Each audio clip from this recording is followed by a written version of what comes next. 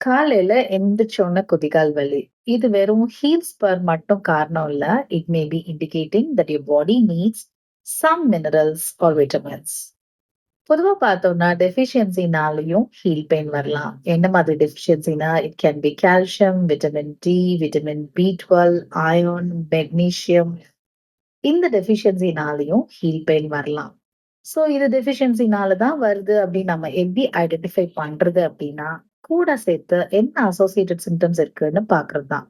வெறும் வலியோ மட்டும் இல்லாம, அதோட சேர்த்து ரொம்ப அசதி, இல்லன்னா ஹேர் ஃபால், இல்லன்னா ஓவரால் ஒரு பாடி பெயின், இல்ல ரொம்ப நீங்க இன்டோர்லயே ஸ்டே பண்றவங்க, அவ்வளவா சன்னுக்கு எக்ஸ்போஸ் ஆகாதவங்களா இருக்கிறீங்க, இல்ல ஃபீமேலா இருந்தீங்க அப்படின்னா அதோட சேர்த்து உங்களுக்கு மென்ஸ்ட்ரல் ஃப்ளோ அதிகமா இருக்கிறது.